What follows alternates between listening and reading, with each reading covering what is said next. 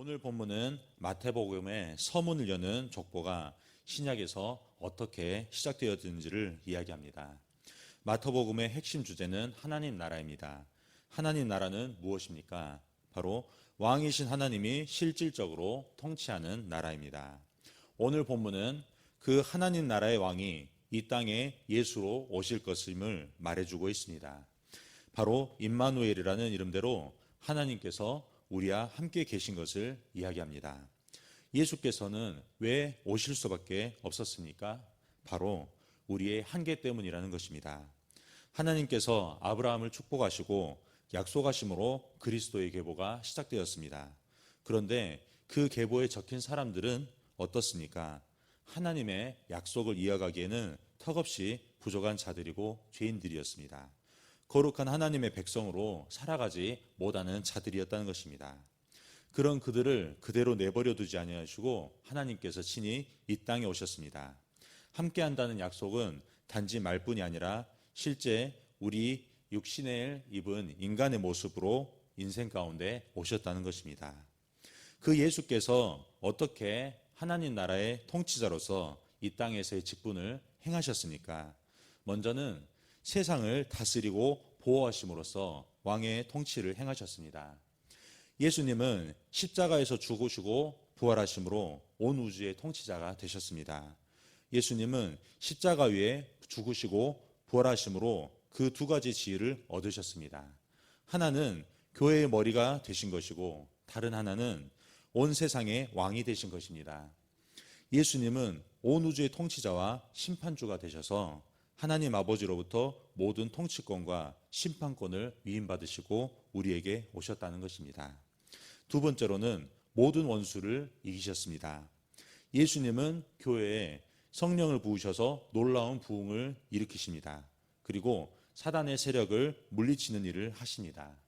그 예수님께서 하나님의 때가 되었을 때 다시 이 세상에 오셔서 온 세상을 심판하시고 진리를 대적하던 자들과 사단을 영원한 지옥의 형벌로 심판하실 것입니다.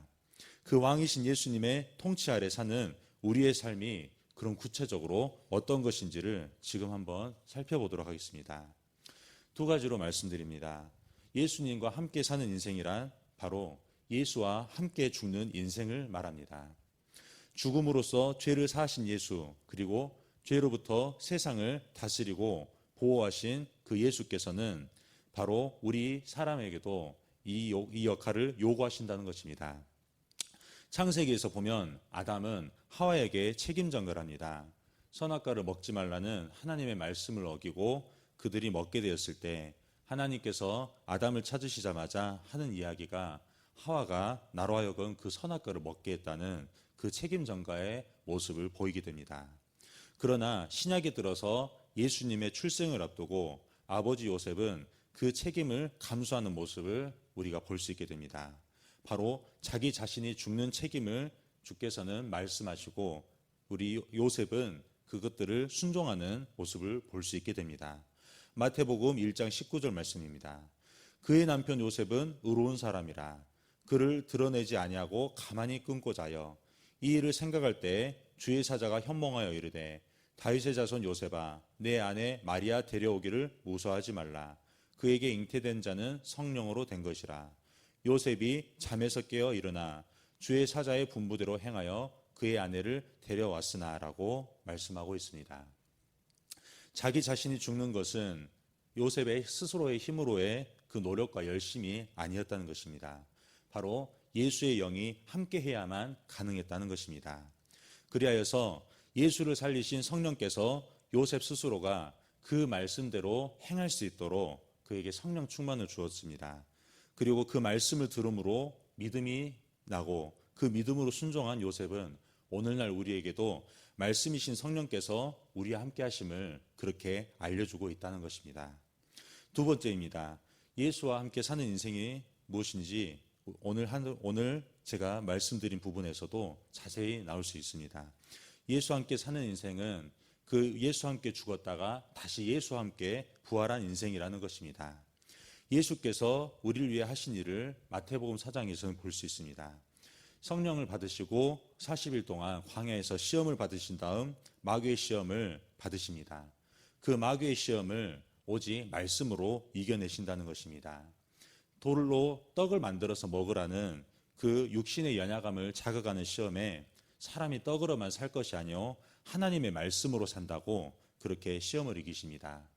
그리고 저 높은 곳으로 올라간 다음에 너가 뛰어내려서 천사들이 너를 수종드는지 그 말씀을 한번 시험해 보라고 하나님의 말씀을 의심케 할 때 너희 하나님을 의심하지 말라고 그렇게 말씀으로 다시 한번 마귀의 시험을 대적하십니다. 그리고 마지막으로 천하 만국의 영광을 보이면서 내게 경배하면은 이 모든 것들을 너에게 주겠다고 예수님을 시험할 때 다만 사람은 하나님의 말씀을 의지하여서 오직 하나님만 경배하라고 하는 그 말씀을 가지고 마귀의 시험을 이기셨다는 것입니다. 그리하여서 그 마귀의 시험에 이기신 예수께서 공생애를 통해서 계속해서 복음을 전할 때 마귀는 기어코 예수님을 십자가에서 죽게 만들었다는 것입니다. 하지만 그 예수께서는 도리어 자신을 죽이려던 그 마귀의 관계를 오히려 우리의 죄를 사하는 그 십자가의 구속으로 합력하여서 선을 이루게 하셨다는 것입니다. 그리하여서 죽으신 예수께서 다시 부활하시고 우리가 죄를 구속받음과 동시에 사망에서 다시 구원받아서 영생을 얻는 자의 신분으로 우리를 살게 하셨다는 것입니다. 그리고 우리가 그 죄의 저주를 끊고 예수께서 우리에게 주신 그 삶을 계속해서 예수님과 살아감으로써 하나님과 함께 동행하는 그 인생을 그리고 복음을 전하는 인생을 우리가 살고 있게 된다는 것입니다. 우리를 죽이고 예수를 죽이려던 마귀의 대적에서 승리하는 인생을 이제 우리도 살 수 있다는 것입니다. 죽을 수밖에 없던 우리 인생을 이 땅에서 근근히 연명하는 인생이 아니라 영생을 함께 살아가는 인생으로 우리를 살게 하신다는 것입니다. 신약성경에서 바울이 이 모습을 잘 보여주고 있습니다. 빌레몬서를 보면 바울이 감옥에서 만난 오네시모라는 그 노예를 보호하기 위한 그 내용이 담긴 짧은 서신입니다. 그 한 장짜리 서신에서는 노예로서 탈출하다가 감옥에 갇힌 오네시모가 바울을 만난 그 이야기가 담겨 있습니다. 역시 감옥에 갇혀있던 바울은 그 오네시모에게 복음을 전합니다. 그리고 그 오네시모를 위하여 바울은 주인인 빌레몬에게 편지를 씁니다. 그를 벌하지 아니하고 다시 거두어서 잘 돌봐줄 것을 당부하고 있습니다. 노예가 받는 처벌은 그 당시 너무나도 가혹했습니다. 그러나 바울 자신도 역시 가혹한 처벌이 기다리고 있는 그 재판을 앞두고 있던 상황에서 자기 자신의 안위보다는 오네시모의 회복을 위해 더욱 간구하는 모습을 우리는 볼 수 있습니다. 빌레몬서 1장 8절 말씀입니다. 이러므로 내가 그리스도 안에서 아주 담대하게 내가 마땅한 일로 명할 수 있으나 도리어 사랑으로서 간구하노라. 나이가 많은 나 바울은 지금 또 예수 그리스도를 위하여 갇힌 자 되어 갇힌 중에서 낳은 아들 오네시모를 위하여 내게 간구하노라 라고 그 간절함으로 빌레몬에게 편지를 쓰고 있다는 것입니다. 바울의 간구를 보겠습니다. 자신이 가진 사도로서의 그 권리나 지위나 또 연장자로서의 그 권위, 명예에 의존하지 않습니다. 마땅히 그 빌레몬이 믿는 자로서 선한 일을 선한 방법으로 택하도록 오직 복음만을 전한다는 것입니다. 오네시모의 주인 빌레몬이 선한 일을 위해 선한 방법을 행하도록 여전히 기다리는 것, 내일 죽을 사람의 모습이 아니라 천국에서 영생이 기다리고 있는 그 모습이 바로 바울의 모습이라는 것입니다. 결론입니다. 우리의 한계 속으로 들어와 하나님 크기의 일을 그리고 하나님만이 하실 수 있는 일을 우리 인생 가운데서 행하셨습니다. 하나님만이 하실 수 있는 생각과 행동과 말로 그 구체적인 삶을 이 신약 성경에 예수님의 공생애로 계속해서 기록하셨습니다. 그리고 오늘날에도 우리가 그 삶을 살아갈 수 있도록 함께 일하신다는 것입니다. 그러므로 이제 우리는 어떤 사람입니까? 우리는 그리스도인입니다. 그리스도인은 한계 속에서 믿음을 선택한 사람들이라고 이야기할 수 있습니다. 그 구체적인 예수께서 하신 일을 믿는 믿음을 선택할 수 있다는 것입니다. 그래서 오늘 하루도 살아갈 때 나를 구원하신 그 일이 무엇이 만들어낸지를 확인하시는 저 여러분들 다 되시기를 주님의 이름으로 축원합니다. 아멘. 우리 함께 기도하겠습니다. 오늘 새벽에 주신 말씀을 묵상하면서 기도하시기 바랍니다.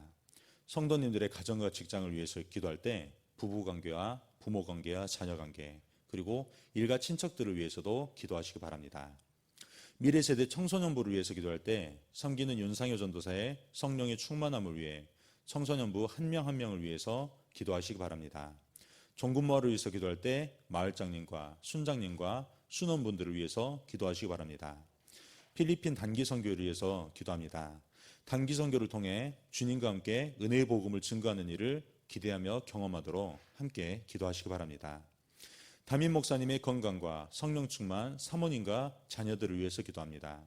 성령님의 인도하심을 따라 하나님께서 주신 말씀이 주인되어 교회를 이끄시게 해달라고 기도하시기 바랍니다. 종군마을의 송하진 집사님의 그 모친께서 하나님의 부르심을 받았습니다. 발인 예배가 오늘 아침 9시에 만평 장례식장 연결식장에서 있습니다. 또한 학원 예배는 영락공원에서 드립니다. 교회에서는 아침 8시 10분에 출발합니다. 함께 가실 분들은 사무실로 연락 주시기 바랍니다. 이 나라와 민족과 대통령과 북한과 열방을 위해 선교사님과 교회들을 위해서 우리 함께 기도하겠습니다.